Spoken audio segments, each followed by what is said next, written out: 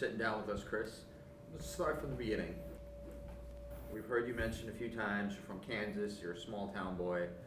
Walk us through, the beginning there. Well, I was born and raised in Dwight, Kansas. Population 350 or 349 now that I've left. It's a small town in northeast Kansas, about 2 hours from Royal Stadium at the time, Kauffman Stadium now, in the middle of the Flint Hills. It was a town that had a grade school, but I had to go 20 miles to Council Grove, the big city with 3,000 people, to go to high school. So a very small town. I wasn't a farmer. I was a city boy, if you count a town of 350 people as a city. We were in town in the 1 square mile of the city limits. But we had a big backyard where you could play some wiffle ball and had a 8th grade graduating class of, I think, 9 people. Maybe it was 8 people, but small town Kansas boy for sure. Fish out of water in D.C. So, Chris, you mentioned big backyard. Did you play sports growing up? Sure. I mean, I'm the fat kid. Always have been. But I loved baseball. I never got into soccer/football/ whatever you like to refer to it as colloquially.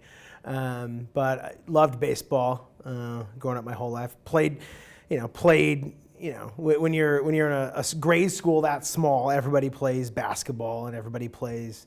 The boys actually played volleyball. We had boys volleyball for the fall sport, and then the spring sport was basketball. So I did that. It wasn't great for sure. Didn't excel, but played baseball for sure. So when baseball was your sport growing up, when did wiffle ball come into the picture? Well, I always played wiffle ball. We had a perfect backyard. We had the house and we had the garage. And in between was this perfect layer of grass that was the wiffle ball field. We had a sidewalk between the house and the garage, and my dad built a fence for the dogs, and it's what you do in Dwight, Kansas. And the home plate was at the fence, and then at the sidewalk where it crossed, that's where first and third were. And then we had a swing set. Would have been between the pitcher's mound and second base. Well, swing set's in play. I mean, that's the rules of wiffle ball. And second base went right behind it. And the house and the barn were foul balls if it hit them, but they had roofs that sloped down, so you could play a ball off the roof, right? That makes sense. And so we had this small little lot that was just perfect. The fence, I should go back and measure it on one of my home visits home, because I have no idea what the dimensions were. Maybe it was 60 feet to the home run fence when I was young. And then as a stroke of luck, the neighbor between, we were an end lot, and the neighbor right next to us died. And they sold the house. And what happens in a small town like that in Kansas is the two neighbors go together and they buy that lot. And they split it. So each neighbor then gets a half lot in the middle, right? They extend their property line by half. They tear down the house, they get rid of it, and that's what you do. And so when I was old enough to start hitting home runs all the time out of the short fence, the fence moved another 20 feet because we bought the neighboring lot. I started putting up a volleyball net on the short porch because it was getting too easy to home runs. But then, as a stroke of genius, the neighbor died, fortunately, to help us with the wiffle ball.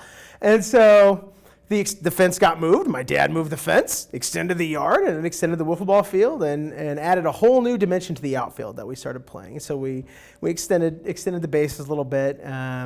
But I always played wiffle ball. Sometimes I couldn't get anybody to play with me, and I'd be out there myself hitting it. But I went through every variation. We used that. There was a foam bat and a foam ball for a while. That would just travel way too far. You could hit that thing a mile. The official wiffle ball was always great at the pitches. But I don't remember a time as a kid that I didn't play wiffle ball in between playing baseball. I don't know if it made me a better baseball player or a worse baseball player, but I don't remember a time I wasn't playing wiffle ball. So take us from, how'd you end up in D.C.? Well, I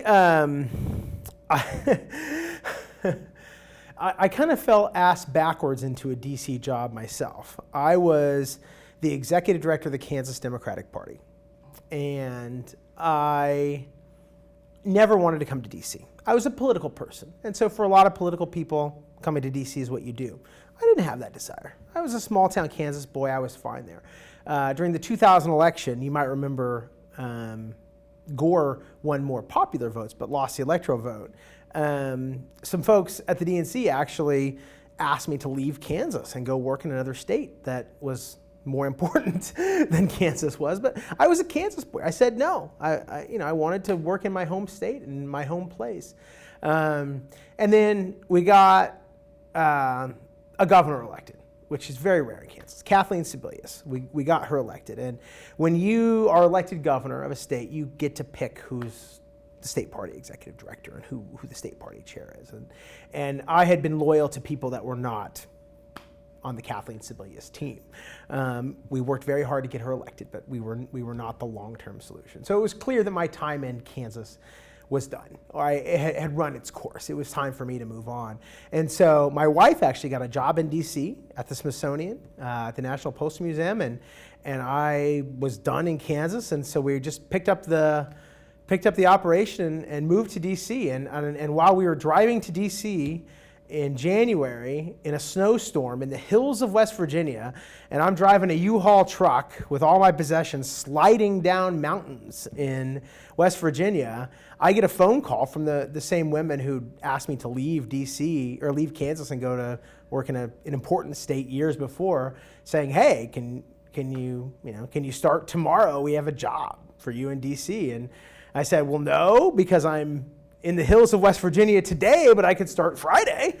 So I did, and that was a great experience, and that's how I made it to DC. Interesting. So how did that lead to Fieldworks? That was Fieldworks. That was the Fieldworks job. The two women who had run the coordinated campaign for Gore in 2000, Lori Moskowitz and Susan Blad Selden, after that election, decided that they were going to start a firm that specialized in field, which is knocking on doors, stopping people on the street. They realized there were too many people doing this locally who weren't professionals.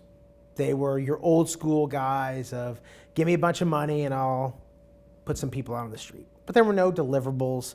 There was no accountability. It was just the wild, wild west. And so they wanted to start a firm where there was accountability and there were deliverables and there were metrics and you could measure success, and they did. And so I was just fortunate enough to come back and work for them. They offered me a job. I started I did like a 1-month temp gig as a consultant, and then they made me a vice president at the firm, and a few years later, I bought them out and bought the business because they were tired of doing it, and I wanted to keep doing it, and so I bought the business. All right. To get into the PWL, you mentioned you're stepping down after 20 seasons. How has the PWL changed since you started it? There are too many ways to mention. I started the league in 2005. I'd been here a year. The first year I was here, I didn't know anybody. I didn't do anything. I was living way out in Fairfax County. It was technically an Alexandria mailing address, but it was Fairfax County. It was a hike. I was driving 2 hours each way to commute. I didn't do anything. And I didn't know anybody. I mean, I had some political friends, but I didn't know people. 2005, I'd kind of gotten the desire to get back into wiffle ball. I'd run a league in Kansas before I left. When I stepped down as executive director of the Kansas Democratic Party, the governor was nice enough to do a couple of things. One, they kept me on payroll for 6 or 7 months to help them transition. So they basically gave me a job as a consultant to help transition until I found something, which was more than she had to do. I won't say a bad thing about Kathleen Sebelius. And I had a bunch of free time on my hands all the time, and so I started a wiffle ball league in Lawrence, Kansas. I'd leave work at 3 o'clock every day and go play wiffle ball because there was nothing else for me to do during that time. So I'd missed that a little bit. I'd gotten into it and I missed it. And so then after being in DC a year, I decided to start a wiffle ball league. And that first year we had 5 teams. They were mostly people I knew. They were mostly consultants and friends who worked in Democratic politics. There were a couple of other people that signed up, but it was I knew everybody in the league. I feel like I know everybody in the league now from either a picture or stats, and I try to shake hands and meet people, but I don't know where they come from. I don't know what their background is. I knew who all these people were that first year, and it got off to a super slow start. We found gravelly. Didn't have a permit. We just started playing. I started painting lines, starting mowing grass, just out of the blue, and no one said a word the whole year. We just did our thing on Sundays. It was a lot of fun. We tried to do a 20-week season. It was too long. People lost interest halfway through. I think now we could do a 20-week season, but at the time, it was too ambitious. So I just asked my friends if they wanted to play, and we had a hard time filling teams, and we'd have 3 people. That's one of the reasons I did the narrow field with only 3 players, because I knew it was going to be hard to get 5 people to show up for a team. Now, most teams could do it, and we'd have our share of forfeits. But so growing from 5 people showing up on 5 teams. 15, 20 people showing up on a Saturday to what we are now. We didn't charge anybody anything. For the first 4 or 5 seasons, we didn't charge anybody anything at all. I actually started the dues not as a revenue generator, but as a way to make sure people were going to show up. Because I just hated all the forfeits. We had a 30, 40% forfeit rate. It was bad.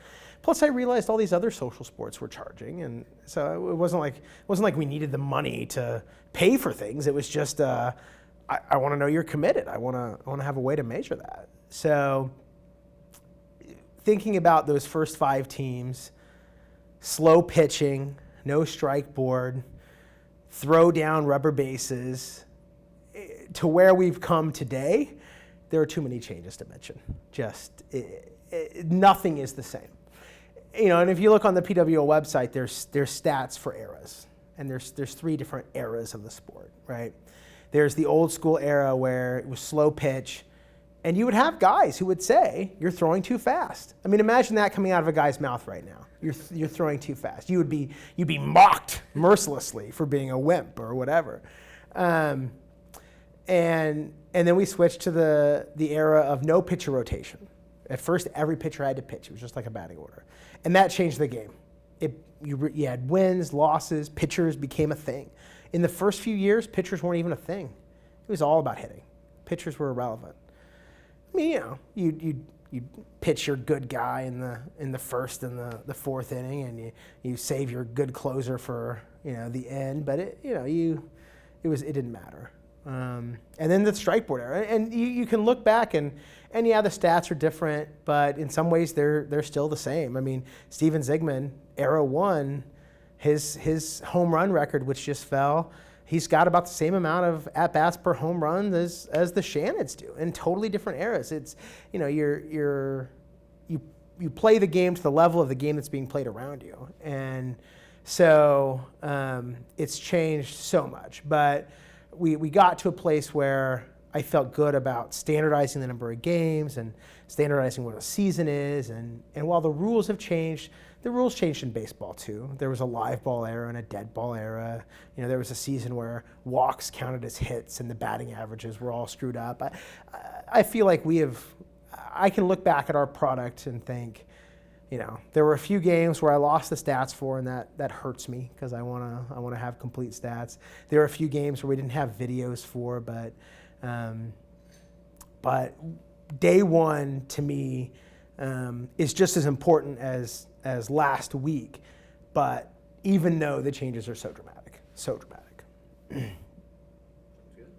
I don't think anybody would disagree. The league has been a success.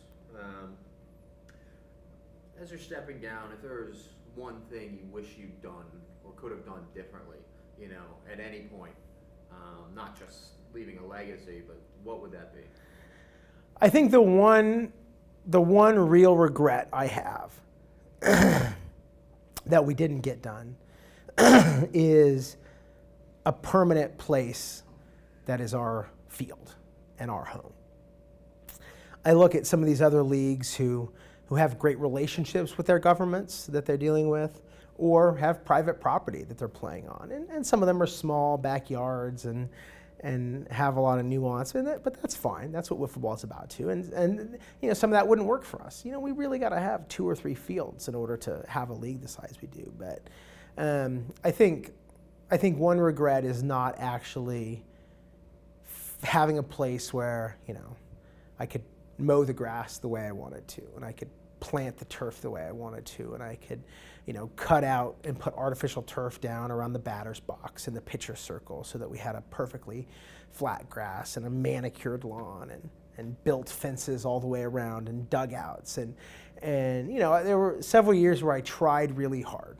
I looked at different pieces of property. I explored options, but we're just not in a place where that kind of thing is doable. If we were in Dwight, Kansas still today, we wouldn't have 100 players because there weren't 100 people that would play, but I would have for sure the best wiffle ball field in the planet, with a retractable dome for when it rained and a jumbo scoreboard and everything you could possibly imagine. Clubhouses and dugouts, it would be there, but we just don't have the room or the land. So that's probably my biggest regret. Not that I don't like Gravely. I love playing at Gravely. There's not a more picturesque place to play.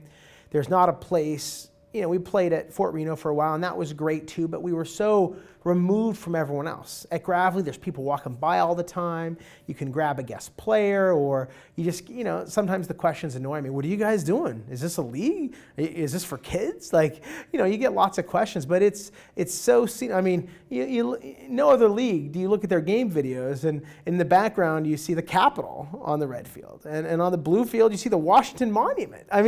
Where do you get to play wiffle ball anywhere in the country where that happens? You're not, the St. Louis League isn't playing and they have the arch in the background. Like that, it's just, so we're really spoiled from that perspective. Sure.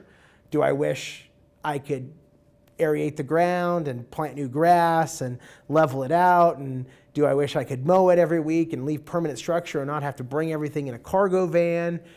Do I wish the National Park Service wasn't so bad about how they operate? Absolutely. But you can't beat that location. But yeah, if we'd have had a permanent home, if we'd have had a real facility that was ours, that would have been great. So you mentioned, if we did have a permanent home, we would have the nicest wiffle ball field. So as you know, we ask for questions from anybody that plays wiffle ball in the country. And a lot of the questions came in about the funding for the PWL. Why is wiffle ball worth so much to you? Sure. Well, I think there's several different things going on here. One is that everybody has hobbies that they spend money on. Some people go to the bar 3 nights a week and, drink beer and shoot pool. I don't do that. Some people, go play in rec softball leagues, and they pay $100 for the season or whatever, and then they go buy equipment, and it's not the same as we are, but everybody has hobbies that they spend money on. Wiffle ball is one of my hobbies. There's not a lot of things I do, but baseball and having an investment in the Nationals and going to games and being a season ticket holder is one. I'm a little bit of a foodie, so when I go to a going to nice restaurants is one, and wiffle ball is the other. I don't really have a lot of hobbies. So to me, it's no different than someone that really likes to go camping, right? You're buying thousands of dollars worth of camping equipment over the course of your life, right? To go do that. My investment and my hobby is wiffle ball, and so I like that, and I like to do it. The other thing that I think plays into that is more of a personal thing for me, and not just the fact that everybody has hobbies. And that is I I don't want to do something if I'm not doing it right. I've been involved in organizations, like volunteer organizations that elect officers, and generally I'm not good at being a member of something. I either need to run it or I need to get out of the way, because I like to do things the way I like to do them, and I like to do them in a good way. I don't want to go, to just go out to eat at a crappy restaurant. I want to go eat at a really great restaurant. Now, that means I'll only go to 5 or 6 really great restaurants a year rather than going to 20 random restaurants, or not every Friday night do I just go eat at some random restaurant. That's not my style. Like once a month, I just go blow it out. So that's kind of my style about everything. In college, my motto was, if it's worth doing, it's worth overdoing. So if you're going to do something, do it the best way possible, right? I decided to get season tickets for the Nationals. I got the best seats that I could get for the Nationals. When I decided a hobby of mine was a wiffle ball league. That means I wanted to run the best wiffle ball league I could. I didn't want to phone it in. I didn't want to go on the cheap. I didn't want to just do the minimum. If I was going to do it, if it was worth my time, it was worth doing right. I don't want to go eat at McDonald's. I want to go eat at French Laundry, right? Same thing that lives in my life everywhere lives in wiffle ball. So I wanted to do wiffle ball right. So that meant if this was a hobby I was going to care about, and this was a hobby I was going to be a part of and invest my time, it also meant you got to invest some money, right? But I don't think that's any different than someone, waiting for the, is skateboarding still a thing? But if you're into skateboarding, when the new board comes out and you really want to go get the super board because you're that good, you go get the board, right? It's the same. Now, maybe it's a different scale, just like for some people, Chipotle is a night out, and for some people it's not. So there's a scale of economics there that's different based on who the human is. But I wasn't going to do wiffle ball and not do it. I wasn't. The same thing with the national tournament. I wasn't just going to do it and not do the things I wanted to do. If I'm going to do something, I want to have stats. Okay. For the first 6-7 years of the league, I just did the stats myself. I sat there on a laptop with 2 laptops, and I did it both fields simultaneously, and it was great. And I knew the value of an error and a hit, and there was no question about it because I made the decision. When we got to 3 fields, I couldn't do it anymore. So I realized one of the things I have to have as a wiffle ball commissioner in my league is to have stats. If I'm not going to have stats, I might as well just shut down the league. So I had to bring in guys to help me. I had to train stat keepers. So to me, these just weren't even questions of dollars and cents. They were questions of what is the best league you can run? And if it's worth your time to do it, you need to do it the best way you can. I'm that way about anything, though. Don't invite me to your poker night because I'm going to want to know why there's not a dealer, and I'm going to know why the chips are shitty, and I'm going to want to know why we're not using a new deck of cards. If I'm going to do something, I'm going to do it right, whether it's wiffle ball or a dinner out or whatever, a trip to Detroit. We're going to have the best trip to Detroit you've ever been on. I don't recommend that, but I'm not going to do it the cheap or easy way. I'm going to do it the best way. And if it's worth my time, it's worth my time. And if it's not, then I just don't do it. I think that's fair. So again, the funding, it's a personal expense. Yeah.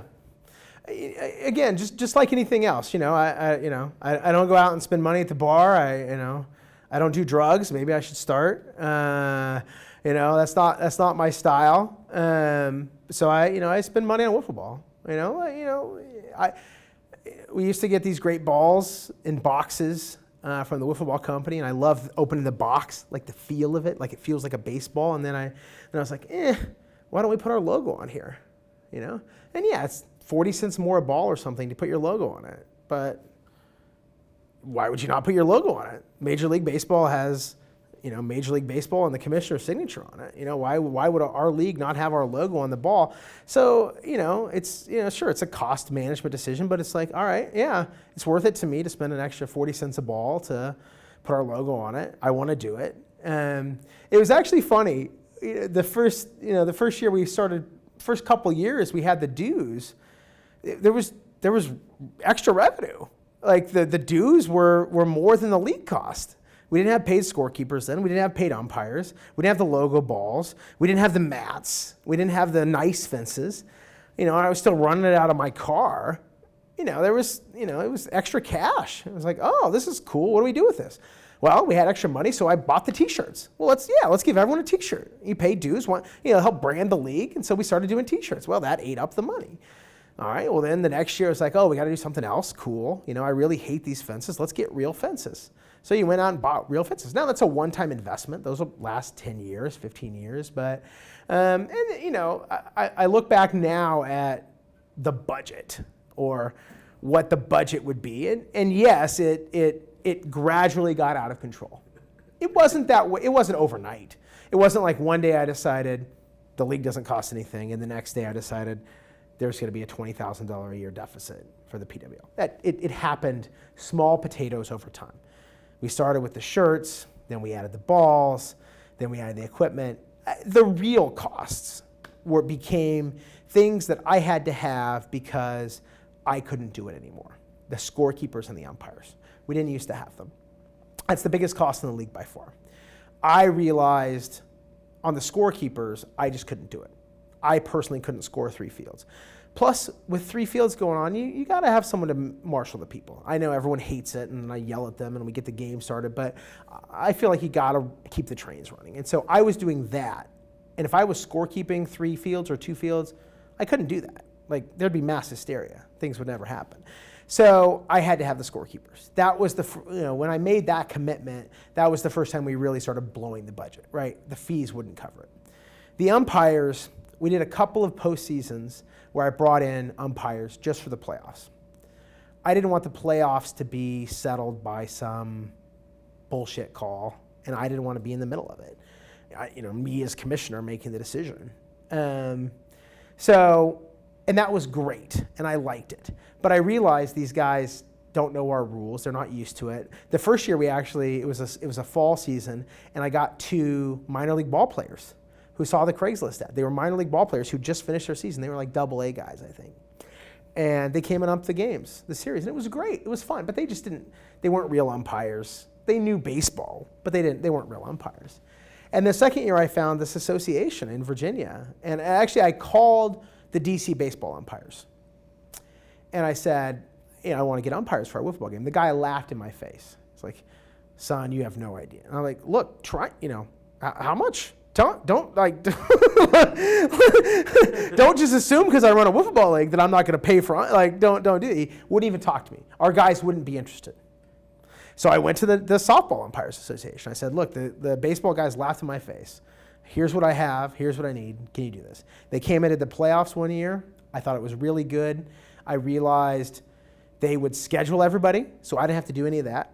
They would take care of everything. I just pay them per game, and it worked out great. And I love the umpires. At the NWA tournament the first year with the umpires, the teams were like, they didn't know what to do. They never had umpires. Even in some softball games, they didn't have umpires. And look, there's mistakes that are going to be made that way all the time. It's no worse than when we used to ask teams to umpire a game after their game, and you'd have a guy sitting on the sidelines in the grass on the ground calling out and safe and not paying any attention. I just didn't want to do that. Again, I wanted it to be good, and I wanted it to be as professional as I could make it, and I felt like that needed to happen. So from a money perspective, those things happened over the course of like 10 seasons. And so it was small stuff that added up. And it wasn't until I really sat down and started doing the budget to pass on to the next team that I realized we're a lot more out of whack than we should be. We should be in better shape. But to me, it was never a question of, all right, should I negotiate with the umpires for $2 less a game? It was just I had to have the umpires because I didn't want to make those calls. I had to have the scorekeepers. There just was no question about it. We could have cut the T-shirts probably. I like the shirts. But we could have cut the T-shirts. We could have cut the logo balls. We could go back to the throwdown bases. But that's a small potato. Over the course of 20 seasons, that kind of stuff is small potatoes. That's, there's not even a question about that. Question coming in from Chris Garcia. He asks, have your local T-ball and Little League outfits been put on notice that they are about to get a Major League overhaul in the next year or so? Well, I'm Ben is 3.5. He'll be ready for T-ball next summer. I'm looking forward to this.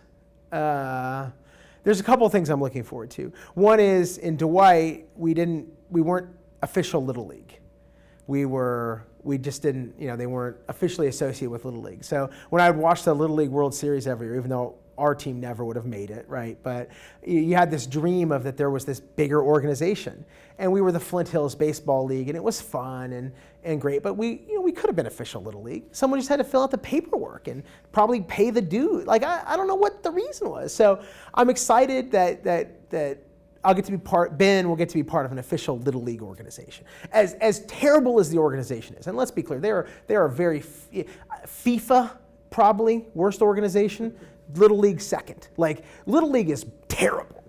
But it is this traditional organization that has a structure, and there's leagues, and the league all-stars go on to a tournament where you can go to a Little League World Series, and isn't that amazing, right? Like, that itself is amazing. So I'm excited that Ben will be in a place where there is a Little League. If we were back in Kansas, I would have had to have started one because there was no official Little League.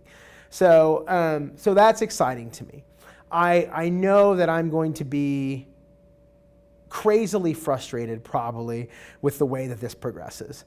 Things like not keeping score, things like, the development and the instructional stuff, which I'm sure is all great for the kids, is not going to go well for me. If we're not videotaping games and we're not putting stats up on the website, it's going to be a problem. So I'm probably going to have to do all this privately and not share it with the rest of the world and look at advanced baseball metrics around my 4-year-old kid in the privacy of my own home. But I think I'll probably have a hard time just being a parent sitting on the sidelines, keeping my mouth shut. So I don't know if that means there's a way for me to get involved, or if I'm going to have to take something over or start my own. Who knows what that will bring. Hopefully, Ben enjoys playing baseball. That's the best I can hope for, right? And if there's a way for me to be involved in that, that'll be great. But I think if T-ball and Little League folks are not running a tight operation or taking advantage of some things they could be, then they should be ready to do better or be ready to be held accountable. Like I said, I'm not good at just being a member of things. That's not really how I roll. So I'm looking forward to that. I hope that it's something that I enjoy and that Ben will enjoy, but we'll have to see. You never know. I'm sure we'll all be in the PWL keeping track of how that goes, looking for newspaper articles and everything else.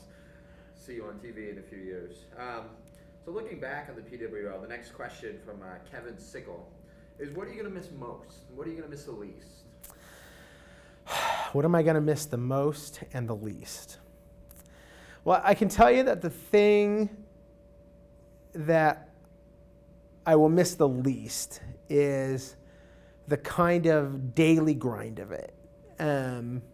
I love the league. I love wiffle ball. I couldn't do what I've been doing if I didn't. We play a 7-week season with 3 weeks of playoffs, and we do 2 seasons a year.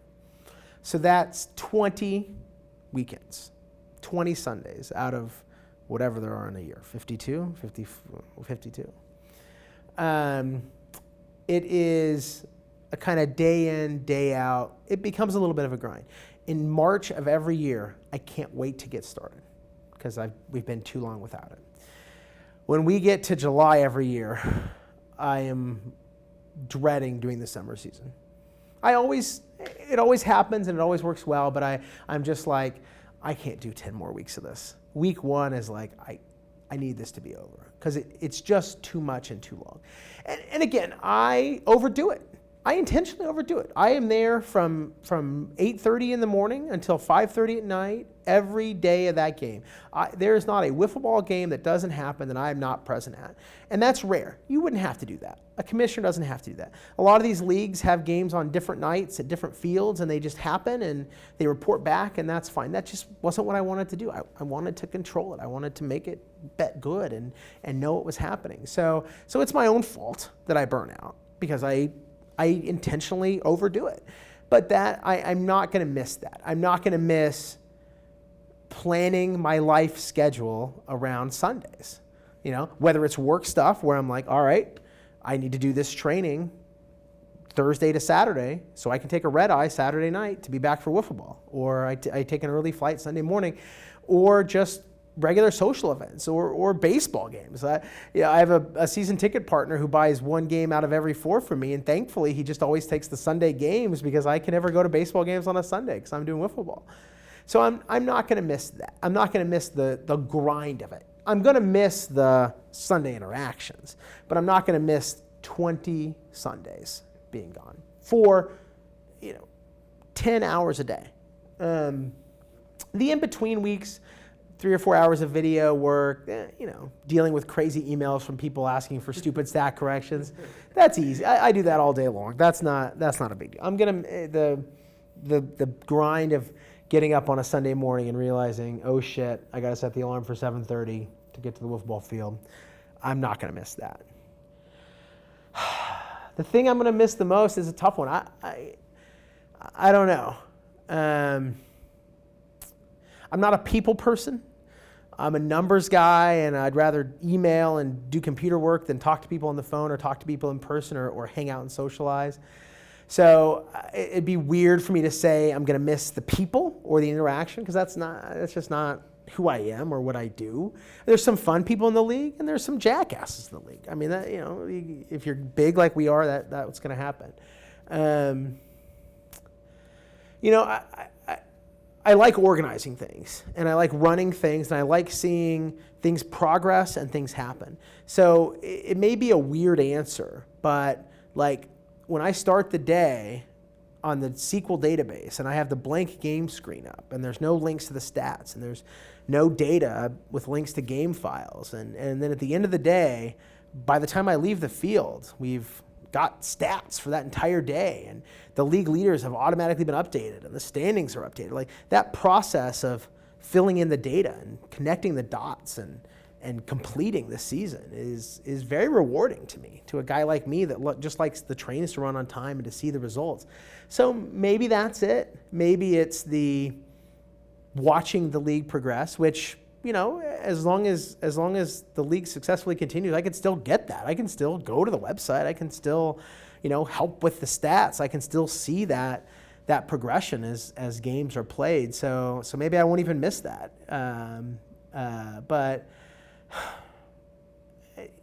I don't know that I have a great answer here. I wish after 20 seasons there was something I could point to say that this is going to be the biggest hole.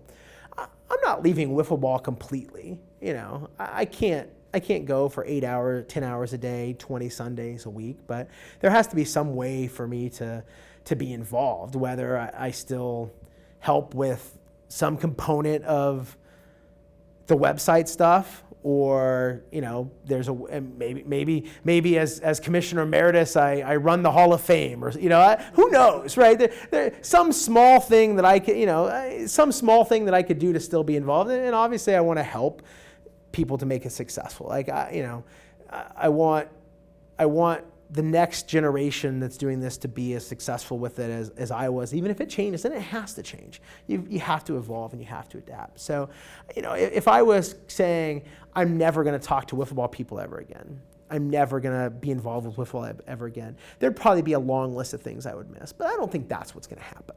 I'm just not going to be the commissioner of the league. I'm not going to be the guy making the decision. I don't plan to go back to playing in the league. Maybe I've got a little bit of an umpire Jones. Maybe I'll come out a week or two and throw on a blue shirt and call a game or two. I wouldn't be opposed to that, but that's a one-time deal, not a lifetime commitment. And I think to some extent I'll have involvement at the national stuff that's going on, which 3-4 weekends a year versus 20 weekends a year is a whole different ballgame. So I wish there was a more poetic answer as to what I was going to miss, but I don't have one. So that segues nicely into actually a question we received from Skibby? Sam Skibby. And, as you kind of touched on, he asked, what is your plan for the NWA tournament? And will you be staying on as tournament committee chair? Well, Sam, am I going to stay on as tournament committee chair for the NWLA tournament? That is an excellent question. Let me say a couple of things first. First of all, I'm not the chair of the tournament committee. In what is a rare example in my life where there is not clear structure and hierarchy, and there are no titles, the NWLA doesn't have a person in charge. Now, if you asked every person who's involved in NWLA who's in charge, they would probably all say Chris Gallaway. But that's not an official position or an official title. There is a host committee of 5 people, of which I'm one of the 5. There's not an elected chair or a person who has the title of chair. If there was, maybe I would be it, but I'm not the chair. I'm not the commissioner of the NWLA. I am the commissioner of the Potomac Wiffle Ball League, elected by the league members to be the commissioner. I am in charge of the PWL. That's not how it is at NWLA. We have a host committee a host committee of 5 that do logistics, and then we have the rules committee. It consists of all the teams, and I'm obviously one of those people as the PWL representative, but I'm not in charge. I'm not the person. Should we probably have elected a chair or a commissioner or a tournament director? Yes, we probably should have, just for smooth sake issues, but we didn't. So Sam, that's a bad question, but you know better, Sam, as one of those 5 members. Maybe I'm first among equals, but we're all the same on that level. The NWA tournament has been an interesting experiment, a great experience, and a chance for not only PWL but for me and other leagues to connect with each other and to share wiffle ball across the country, or at least east of the Mississippi River. It would be a shame to see it die. I probably made mistakes in how I built that tournament and helped build that tournament that are going to jeopardize its long-term success. The mistakes I made at PWL from a budget perspective and an expectations perspective happened over 20 seasons. They were small incremental changes that just got to an unsustainable model. NWLA started out unsustainable. Year 1 was unsustainable. Year 2 got completely out of control. And year 3, we've just added on every year. I think this year is going to be similar to last year, except then we added the regionals, which has been amazing, but has again added a sustainability problem to the long term of the tournament. I think that when I officially retire, or when Greg is officially elected commissioner of this league, that this league will go on. Even if he loses half the teams or people complain about not having scorekeepers, it'll be fine. You've got enough people that you'll have a league. And every league has ups and downs. Even at PWL, we had ups and downs. We had 20 teams one year, then we went to 16. There's ups and downs. PWL will be fine. There's enough people here. NWLA, as a tournament, could be fine. There are plenty of good wiffle ball guys out there. Plenty of them. Sam Skibby, Carl Coffey, Justin Tompkins, Derek Linderman, Jeremy Radijak, all the guys on the board could run a wonderful tournament without me. I bring the organizational side of things to where I know how to get things done and do things right, and I don't get hung up on logistics. And I bring money to the table, which makes a lot of what we do possible. They could have an NWA tournament in some place without a Jumbotron. They could do it without the live game videos. They could do it without the scorekeepers. They don't have to rent Soccer First and drive a U-Haul van of equipment out there. They could totally have a great tournament without it. Do all those extras make it better and make it fun and get more people interested? Sure. But they could get 8 to 12 teams who would drive 6 hours to play wiffle ball without me. I have no doubt about it. Is it sustainable to do the tournament the way we've set it up right now without me? Probably not. It probably isn't. And so with PWL, I gave a year's notice. I wanted you to know a year in advance that I was leaving. I wanted to be able to have a plan to transition this and start getting people ready for this.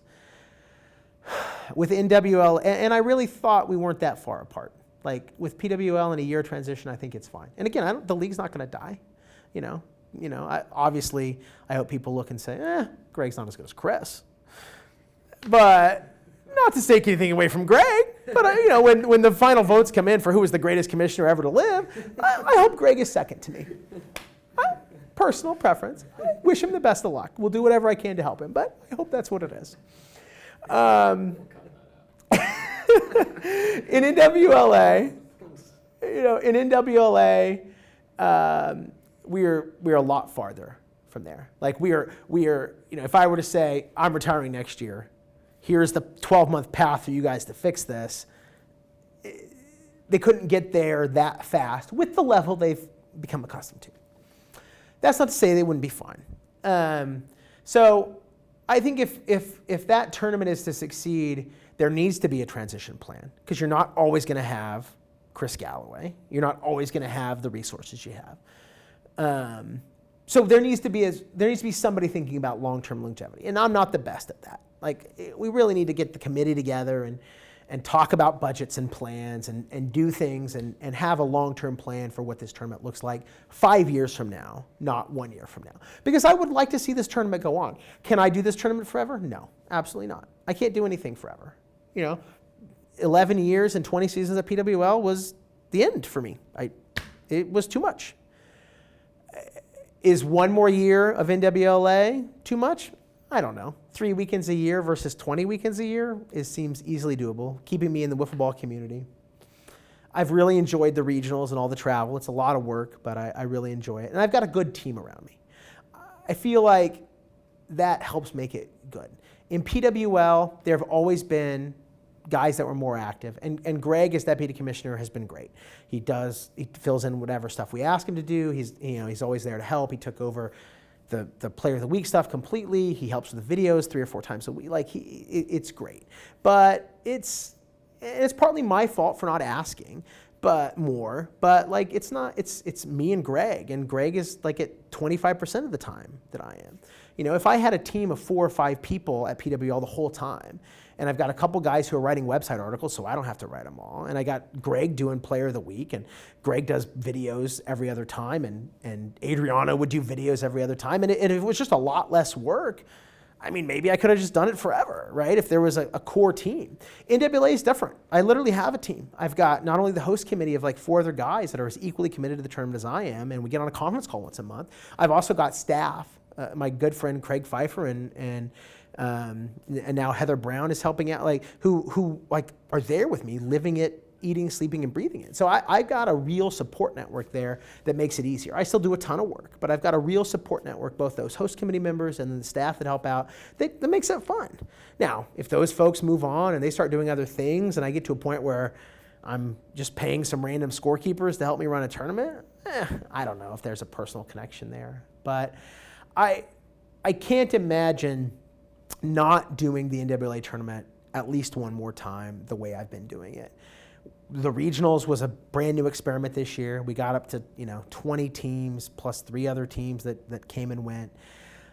I want to see the product of that. So I'm not putting a hard deadline on the NWA at all. I am for sure going to do one more year. So you can mark down 2016 in the book. The 2017, ask me a year from now.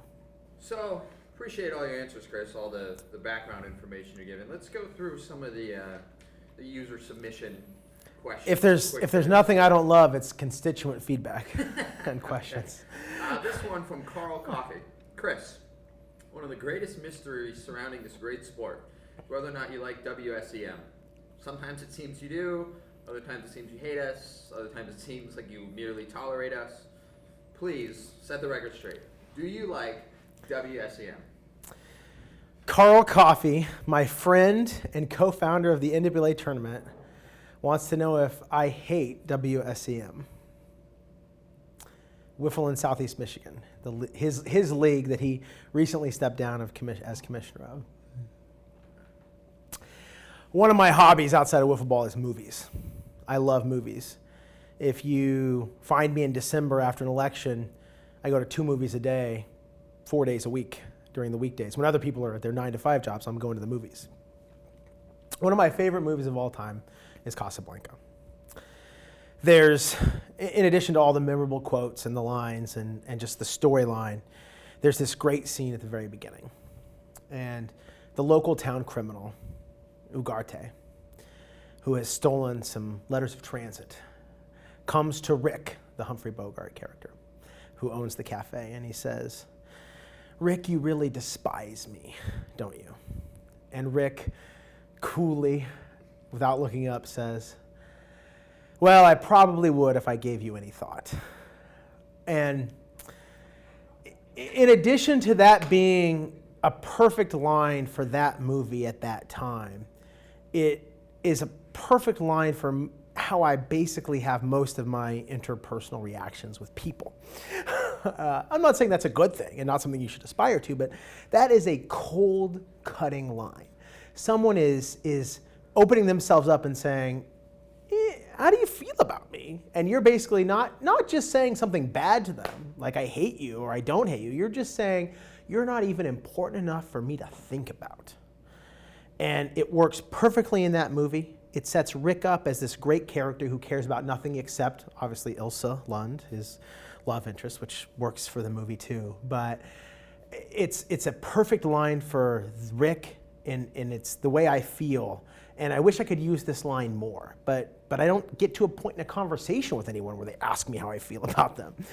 But Carl Coffey did. So do I hate WSEM? I probably would if I gave them any thought at all. Fair enough. All right, a couple more quick ones. This one. Sorry, that wasn't a quick one. That's my fault, though. This one from the Blansford Barn Burners. Those kids. PWL is in an NWLA championship game. PWL is down 1 in the bottom half of the last inning. Bases are loaded. There are 2 outs. For some reason, you really fucked up the game, and both Shannons are eligible hitters on the bench. You decide you're going to pinch hit. Which Shannon do you choose? So again, eternal baseball question. That one scenario, you could pick any player do you want, right? In history, do you take Ruth or Cobb or assuming they're alive and in their prime, who do you take? It's a tough question. NWA tournament down to the line, championship game, have a pinch hitter available. It's one of the 2 Shannons. How do you pick between the 2 Shannons, right? I got to tell you, I'd probably go with Colin. Fair enough. I'm sure they will love that answer. Oh man, that's gonna be awesome. Question from Adriano Di Sorrento. Cut or uncut? I don't know what that means. I'm trying to remember if there was a reference to that at the party, and I just am blacking out on it. All right. Circumcision question. Okay. All right. I assume it is. I'm not sure how to answer it. Boxers or briefs? Briefs. Briefs. Okay. From Kevin Sickle. Park or yard? Cathedral. Like, wiffle ball fields should be cathedrals. So park for sure. I'm not going to dismiss if you're in a yard, but we should all have what Kevin Sickle has. We should all have a cathedral to wiffle ball that permanently exists. Park for sure. Cathedral. I believe in the Church of Wiffle Ball. On Sundays, I don't go to church, but I wouldn't go anyway. But instead, I go to wiffle ball. So another question from the Barn Burners. It's a long, multi-part question. Whew. I love those barn burner kids. Who is the single biggest douche to ever play in the league? Feel free to break out your answer by douche type. For example, there's the bro douche, the overly competitive douche, the won't shut the fuck up about a job douche, so on and so forth. The biggest douche in PWL history. That's the vote we should have had instead of the Hall of Fame. Or ranked those players. That's a tough one. Generally, we've had a good mix of guys and girls to a smaller extent. We've had some competitive folks. We've had some non-competitive folks. We've had some real assholes. We've had some real nice guys. There have been eras of the game, there have probably been eras of douches, There was a guy in the early years, Brett Byerlin, who was on one of Garcia's teams, who at the time would clearly have been the biggest douche in the league. But he probably fails in comparison. You know, if he were in today's game, he probably wouldn't even be noticed. He'd probably be the same. He'd probably just fit in with everybody. He was just different at his time. So it's not Brett. You know, I'd be tempted to say in the current game, there are a couple of guys, Alex Philidis and Matt Gagnon, that tend to find themselves in a position of scorn and ridicule from the league more than other guys. But I don't know that they're even that bad of people. I don't know that I have a good answer to this question. Colin? Second Colin game again. Yeah. Just please do Colin. It's a default. This question comes from Nick West. Who did you include in your all-time Gallaway team? You have 5 players, PWL rules. Well, we just had a Hall of Fame vote. And if we hadn't done that and you asked me the regret question, I would say that not having the Hall of Fame was probably my second biggest regret after the field. But since we did it, it's off the regret list. I think that the 4 guys we elected were absolutely the right 4 guys.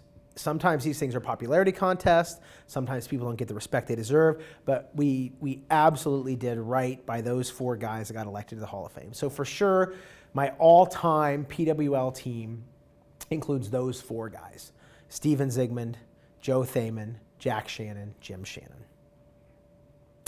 You're saying there's a limit of 5 for the all-time team. There's going to be a 5th, and it doesn't have to be the same as a Hall of Fame. I get it. That's a tough one. So the 5th one's a tough one. Now, you know, I wanted to elect 6 people to the Hall of Fame. I'm totally fine with the 4 that got elected. I would say that the 5th one is probably a tough toss-up for me. Those 4 guys are automatic, no doubters. There's another set of 3 to 4 guys that if I had to choose one of them, it'd be very, very tough.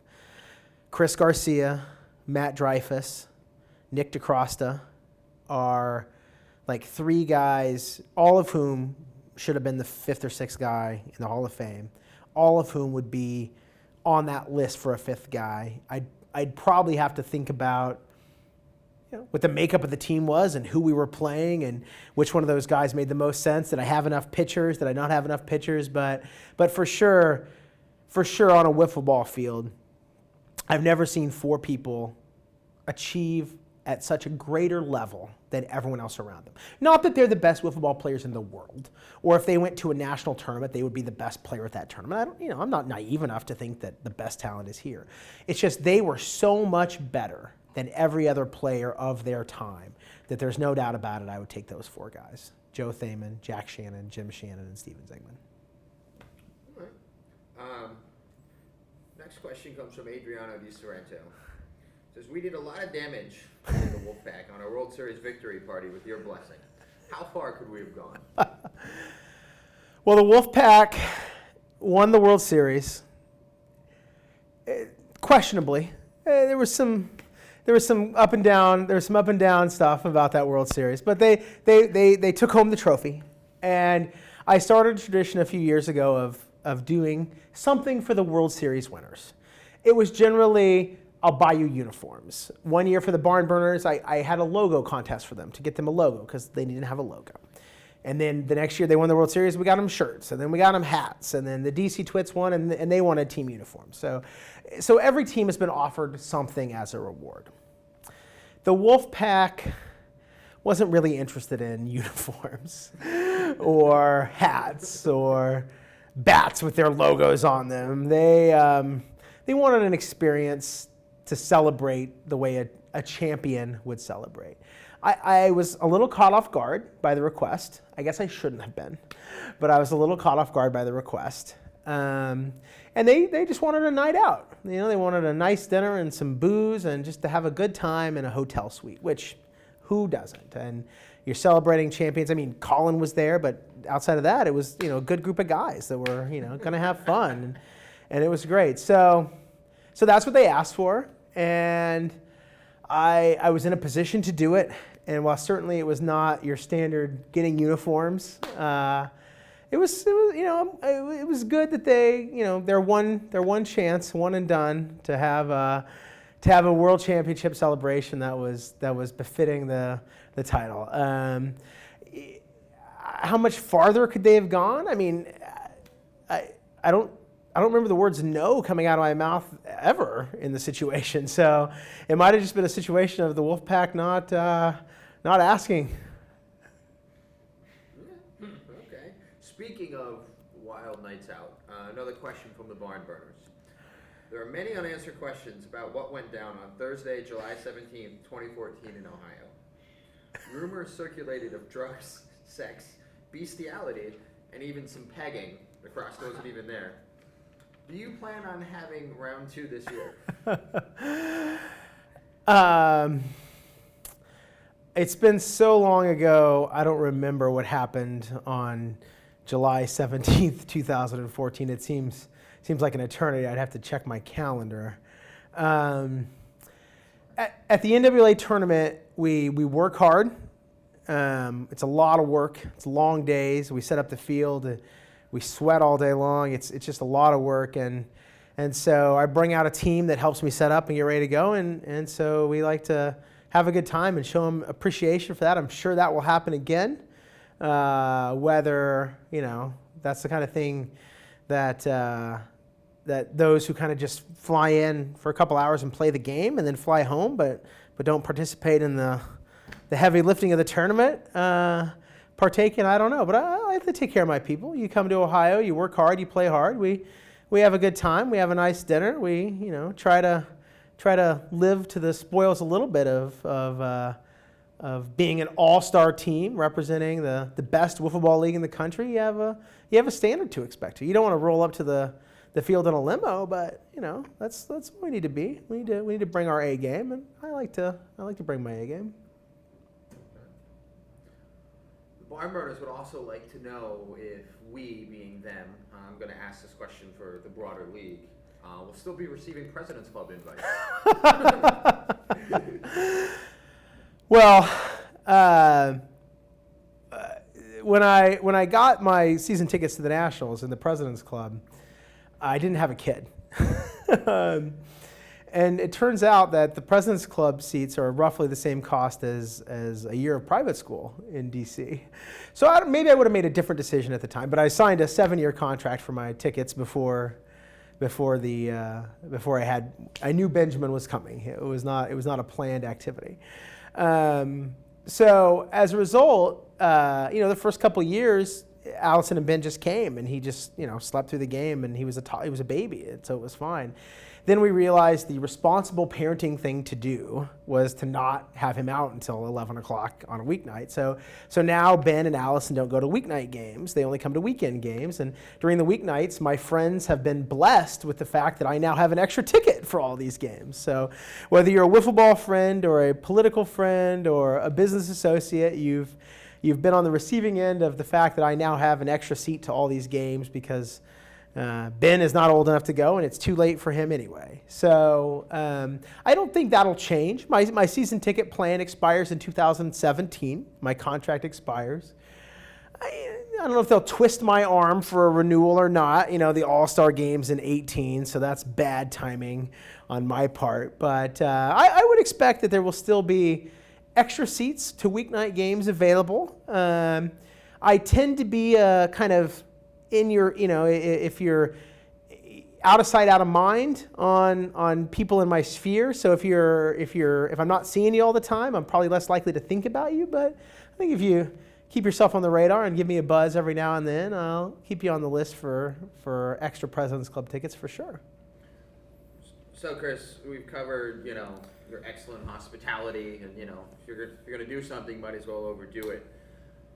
Going back to Gallaway, the facilities are less than the President's Club.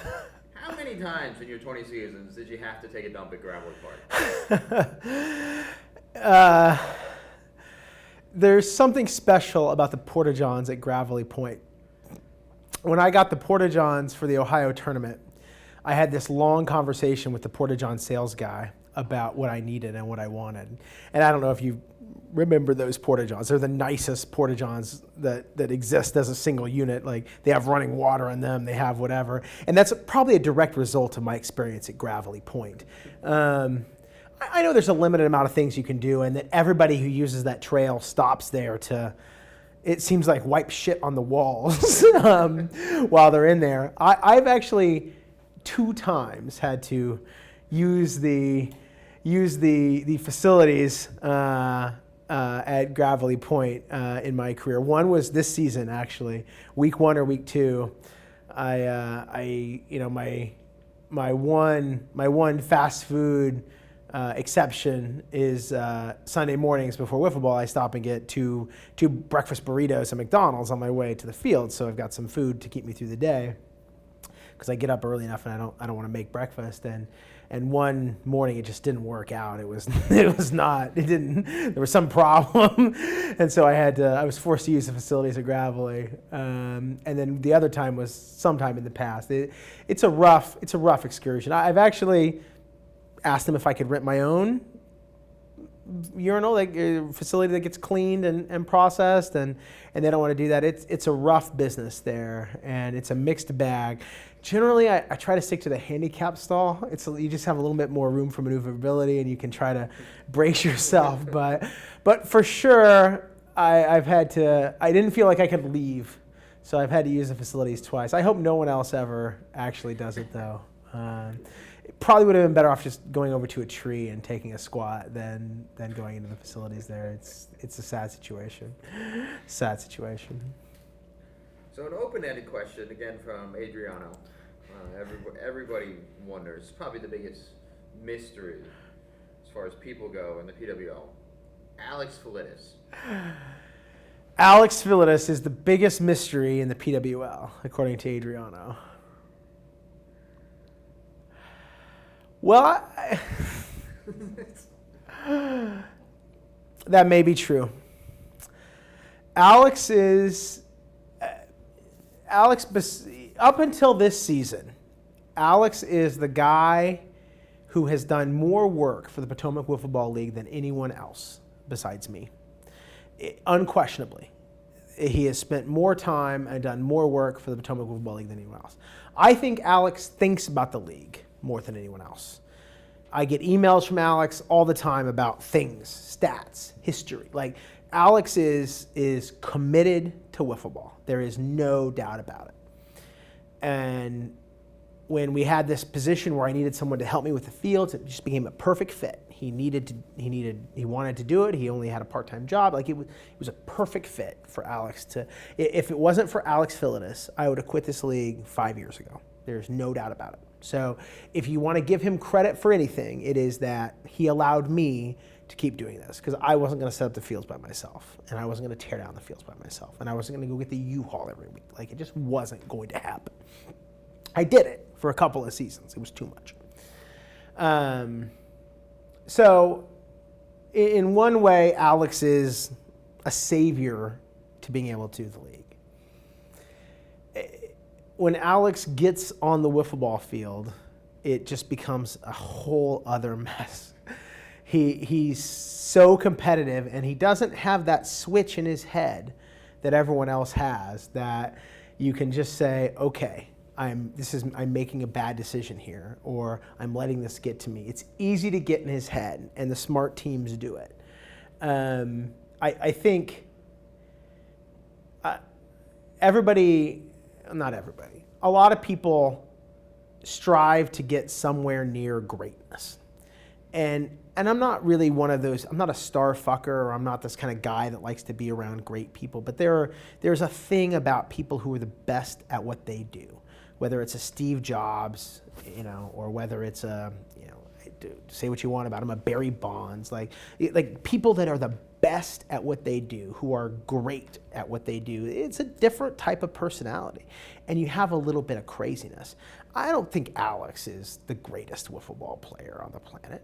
I wouldn't even put him in the top 8 in the league. I would put him in the top 10 for sure. And if Alex is never in the Hall of Fame, that's probably a mistake. But he's up there, but he's not the best.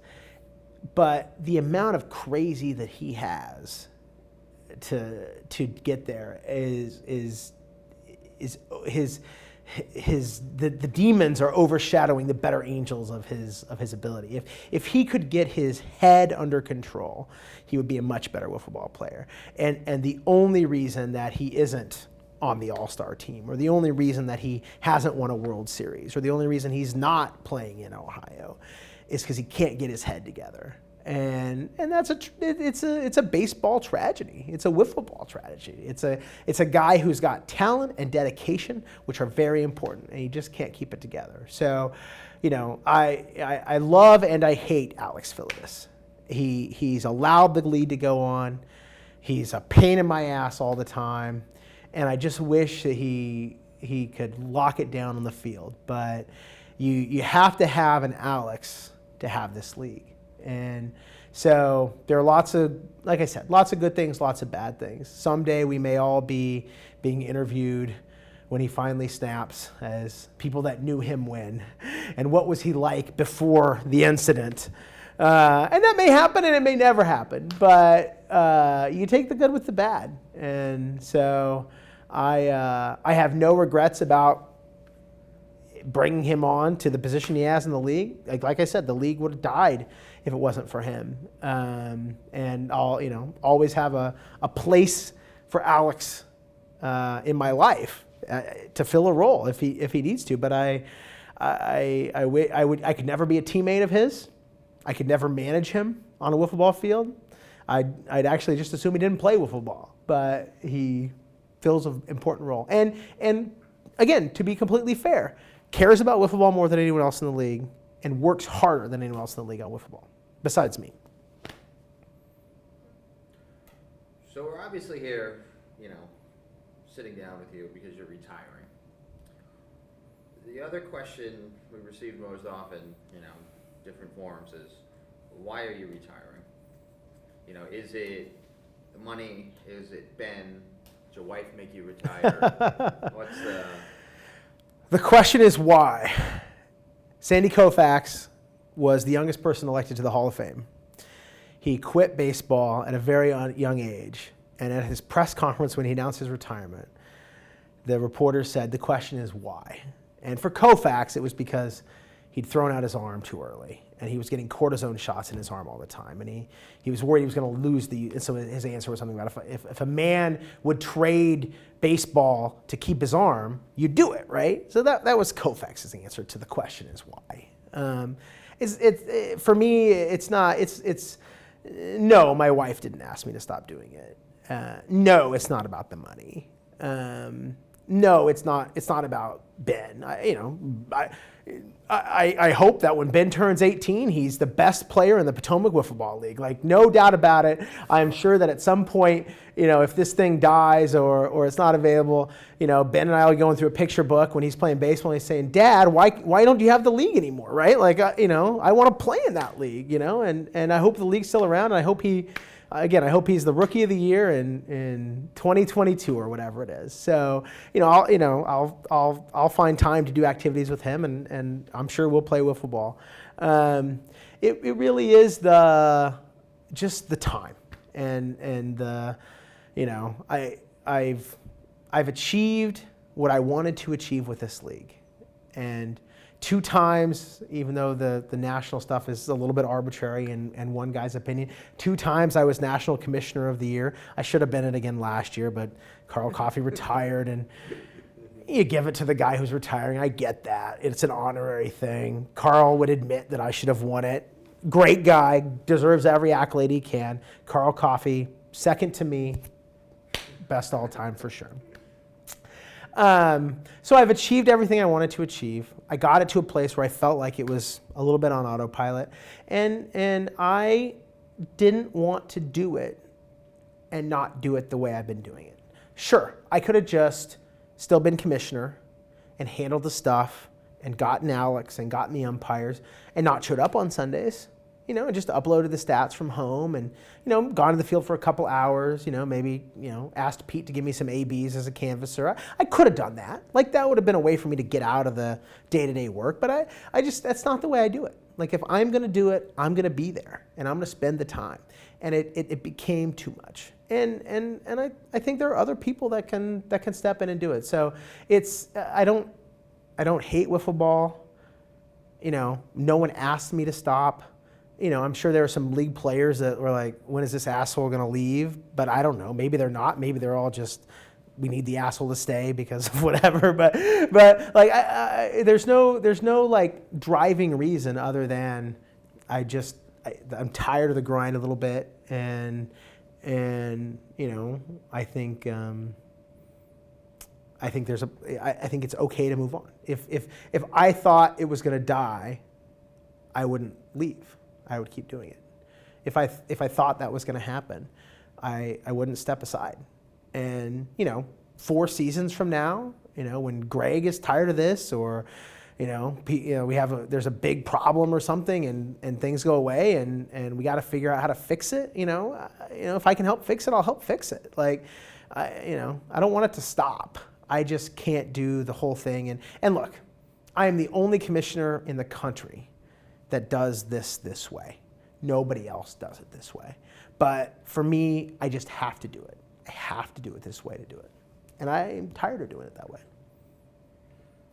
So to wrap up, you know, you've mentioned Greg a few times. You mentioned how you want the league keep going, how you're willing to help. I need to call you in 4 seasons or next season, or so what are your final thoughts on what you hope for the future of the PWL, what you're worried about for the PWL? You know, the future of the PWL and my worries and my thoughts. Well, let me start with Greg. So when I asked Greg to be deputy commissioner, I wasn't thinking about stepping down. I wasn't thinking this is the guy who's going to replace me. I probably should have been thinking that way, but I just wasn't thinking that way about it at all. I don't know that, I can't even remember when Greg became deputy commissioner. It's been at least 5 or 6 seasons, so I wasn't planning this far in advance. But Greg was around a lot and seemed active and involved, and seemed like he was a guy that could help out with some things, and so that worked out great, you know. And Greg took some things on, and it was wonderful. When I got to the point of being ready to step down, I didn't even call Greg and see if he would be interested in this job. I mean, I probably should have, but my gut was initially that I don't know that he would. I don't know that he wants to be commissioner. If he does, you know, great. But, you know, somebody out there I thought would step up to be commissioner. And by letting people know a year in advance, I thought that would sort itself out and people would come forward and there would be a way to figure people out. When Greg ultimately said, yes, I'll do it, that was great. Because he, again, has the experience and the history of kind of knowing what's going on. He's not really been inside on a lot of the logistical stuff, but he knows enough about some components to really have a sense of what's going on. So that, you know, that worked out well. I wish I'd have told you that was my strategic plan 5 years ago, was to name a deputy who was going to take over, but that was never what I was looking for in a deputy. I wanted someone who could do certain things, who could, you know, be another person who's talking to new teams, because I hate to talk to people. Greg took on player of the week, like just he filled a very good role, and that was fine, you know, and perfect. And I didn't pick him thinking this is the next commissioner. I don't know that I wouldn't have if I'd have taken a look around the league, but that just wasn't what I was thinking about. So, you know, I think Greg is going to do a great job as commissioner. He's not going to do it the Gallaway way, but you don't have to do it the Gallaway way. And I think it's going to be important for him to establish himself as commissioner. You know, there's this thing about ex-presidents where you have to shut your mouth for at least a few years and just not say anything because it's the new guy's job. It doesn't matter if you're a Democrat or a Republican or you agree with the new president or not. It's your job to just shut up and get out of the way because you can't cut the guy's legs out from under him. So Greg is going to have to make changes, no doubt about it. Some of them I'm not going to agree with. Some of them I am. I'm going to shut my mouth and let Greg do his thing, and I'm sure Greg is going to do a great job with what he has to do. So from that, and it's a tough line for me because, again, I'm happy to still be involved and be helpful in some things, but I want to give Greg the room he needs to be commissioner of this league. And if Greg wants me to do something and asks me to do something, then I'm going to help. But if Greg doesn't, then he'll be able to do this on his own. I think my biggest worry is, and I don't know why this is a worry, and I don't think it will be a problem, is the players' expectations. They've gotten used to certain things, but then again, it's really a small group of players that are playoff team players and like all-star players that come for all-star games, or the people that go to Ohio, that have really become accustomed to a different level of the PWL. Your standard PWL player shows up for 2 hours, 7 Sundays a year. Yes, they see scorekeepers and stats. Yes, they see umpires. And yes, they see game videos. If there were no umpires, they wouldn't notice a difference. And I don't think they'll complain about them. If their stats don't get on the website, there's going to be a problem. But there's more than one way to do that. You don't have to have the live scorekeepers to do it. I think you should, but you don't have to. You can score the games after the fact. If the stats are a few days delayed, they're a few days delayed. You have to have the stats. But your average player, the 70 of the 100 guys, will not even know there's a difference going on, generally, on those kind of things. Maybe you cut the t-shirts and they don't get a t-shirt, but no one cares about the t-shirts anyway. I like the t-shirts because people wear them around. They promote the league, but nobody cares about the t-shirts. So I think for most of the rank and file, if you show up and there's a field set up and you can play wiffle ball, even if the balls are scuffed or the bats are older, you can play wiffle ball for 2 hours. That's all they want. That's all they care. They want to see their videos and they want to see their stats. They don't care about anything else. The league can do that. The league can do that for less money than the dues cost. That can happen. That's easy. The little extras that I do that some people get to take advantage of, that's not a reasonable expectation that anyone should have of the league. You know, and it's a different thing. So I say that the expectations are my fear, but I actually think it's pretty unfounded. I think there are going to be 15 to 20 people who don't have it the way they've had it before, and they might feel upset about that. I think those are probably the 15 to 20 people that are least likely to quit the league, though, because they're committed to doing this. It's a little disappointing to me that some of the people that have been here for a long time and gotten a lot from the league and put a lot into the league have not taken as active a role in helping with the transition as other people. The Barn Burners are a great example. I love those guys, but they've been around a long time and they've not contributed at all to kind of the process of figuring out the league after the fact. And again, these are guys that get very good resources from the league, but aren't really giving back. And this is the time when those like 15 to 20 people who are people that go to Ohio, the people that come to the All-Star game, that get taken, you know, this is the time for those people to step back up and say, here's how we're going to continue to lead the league and we're going to get the league done. So you know, from an expectation standpoint, I think those people are going to have the hardest time. But I think it's going to be hard to kill. I think my personal fear, the things that are going to drive me crazy, that aren't going to matter to the rank and file, are going to be things that hurt the integrity of the stats or the history of the game, right? You change to a 13-game schedule or an 11-game schedule versus a 14-game schedule, because it then just changes the way that, but again, that stuff changes all the time. If you do it because it makes sense. Those are the things that if it were me, I would always say, you've got a box, execute the box. Change the sidebar stuff, but don't change the stats. Don't change the game schedule. Don't change the way that stuff is arranged, because then you can compare it to the past. You can, a person that wins the batting crown with a 480 batting average in 2017 should be the same as someone that won it with a 417 in 2010. So those are the things that will bug me the most, but those are also things that bug me. Nobody else is going to give a crap if there's 6 weeks instead of 7. And nobody else is going to care if there's 16 games instead of 14 or there's 12 games.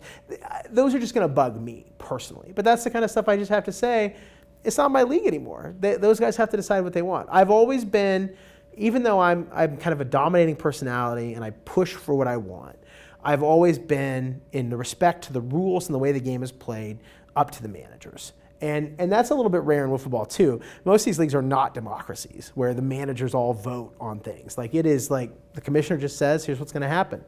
And sometimes there's revolt and everyone hates it, and so they stop it. But like, we literally put everything up. the strike board, walks, all this stuff is up to the managers to vote on. And so, I guess I felt comfortable enough in my political skills to know I can get what I want by having a democracy. And I have the carrot and the stick approach of, all right, well, I guess we can stop having umpires and game balls and stats if you guys want to play that way. I've never had to play that card. I've never had to say, I'm going to take my toys and go home if you vote this rule change in. We've always just worked it out. And some stuff I didn't want passed, but it was ultimately good for the league. So, the change is going to happen. That's probably changing it to a point where you can't consistently call it the league is my biggest fear. Things like, look, and I thought for a long time about scrapping the summer season. Just doing a tournament or an exhibition or something and scrapping it. And that's fine. If you guys do that, you do that, right? Have the regular league, keep it the same though, so that you can compare that to past seasons. And then create a new thing that is a separate set of stats, treated like an all-star game stats or something for a tournament or something. I just want to keep the integrity of what we've been doing. Whether you do 2 seasons a year or 3 seasons a year or 4 seasons a year, keep the integrity of what we've had going on so that you can compare it to the past. And if you start a new thing, a new league or a new summer thing, just keep it separate. I just think that's the way to do it. But these are all my pet peeves. No one in the league's going to care about these things. These are small potatoes. And so I don't, I think the expectations of the people that are the more senior folks are going to be a problem, but I think you're going to overcome it. I guess my other fear is that whether it's Greg or it's working with a group, there needs to be a strong enough personality to be able to, when the rubber hits the road on all the crazy ideas, be able to just say, guys, stop. This is what we're doing. We have to do this. We have consensus around this. Let's push forward. Sometimes you have to have you don't have to be as far as I am, where people all think I hate them, which is mostly true. But you have to have someone that can do that. And Greg might be a little too nice for that. Greg might have to have an enforcer. He may need to have a guy who's the strong arm to be. Greg can be the nice guy, and someone else can be the asshole. That's kind of the reverse situation now. I'm the asshole, and Greg can be the guy that goes out and talks to people. But so I guess that's a small concern too. But I think things will be fine. I think there's going to be a couple of seasons of adjustment to a new life for the PWL, but it'll be fine.